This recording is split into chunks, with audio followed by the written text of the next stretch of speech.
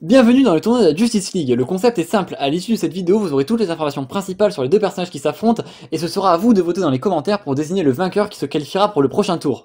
Pour voter c'est extrêmement simple, vous avez juste à dire en commentaire qui vous choisissez entre les deux personnages. Vous pouvez expliquer pourquoi vous les choisissez ou non, c'est absolument comme vous voulez. Pour les persos, il n'y a que deux règles à respecter, le combat se fait en situation de 1v1 et les persos sont dans leur version New 52, donc post-crisis, comme ça l'échelle de puissance reste cohérente. Voilà, maintenant que vous savez tout, je vous attends en commentaire, alors préparez-vous à être prêts, et place au combat. Et à ma gauche, Bartholomew Henry Allen, dit Barry Allen, 1m82, 88 kg, l'homme qui changea l'histoire, l'éclair rouge. Et à ma droite, Francisco Ramon, 1m70, 66 kg, le rookie, le voyageur multiversel.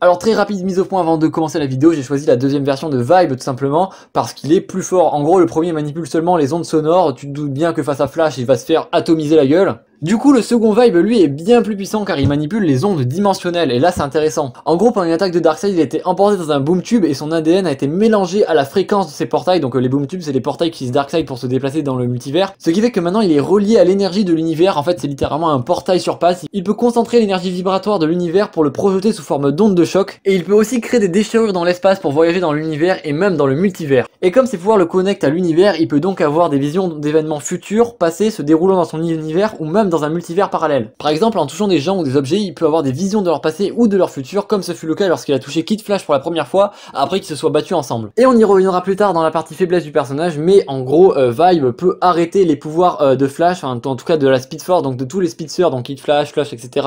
Il peut arrêter leurs pouvoirs vu qu'il manipule les ondes de l'univers et que la Speed Force est une onde en fait finalement de l'univers. Et quant à Flash, évidemment, vous le connaissez, il court v'là vite, il peut remonter le temps, il peut faire des tornades avec ses bras, il peut lancer des éclairs, sa guérison est accélérée, il peut passer à travers les objets en vibrant.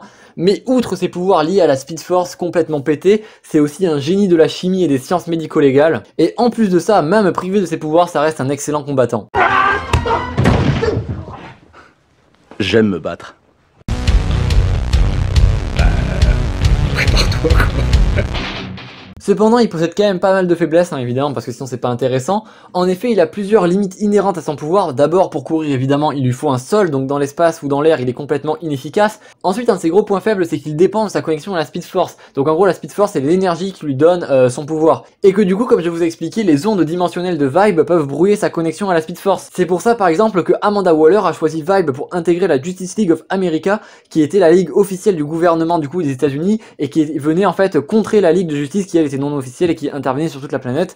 Et du coup, pour contrer Flash, elle a choisi Vibe. Après, Flash a d'autres faiblesses comme par exemple la négative Speed Force qui est l'inverse de la Speed Force, mais c'est absolument inexploitable pour Vibe. Et la dernière chose, mais ça marche évidemment pour presque tout le monde, c'est qu'il est vulnérable au coup bas, c'est-à-dire que tu kidnappes sa femme, tu tues sa fille, enfin voilà, forcément des trucs qu'il va pas kiffer, ça peut le mettre assez mal, mais ça marche pour tous les personnages. Quant à Vibe, évidemment, ça reste un humain de base derrière ses pouvoirs, et en plus de ça, il est vraiment très inexpérimenté, il a eu ses pouvoirs il y a vraiment pas très longtemps dans les comics, il a un potentiel énorme, presque illimité, mais il lui faut le temps de découvrir ses pouvoirs, d'apprendre à les finalement à les contrôler. Et petite parenthèse, si vous voulez découvrir l'origine et les pouvoirs de Vibe, c'est dans un comics des New 52 qui s'appelle Vibe. Il y a seulement 10 chapitres, c'est super cool, c'est très dynamique et tout, j'ai adoré ce comics. Je vous le mets finalement sur le serveur Discord si jamais vous pouvez venir demander, c'est dans la description. Et maintenant, trêve de blabla, passons au combat.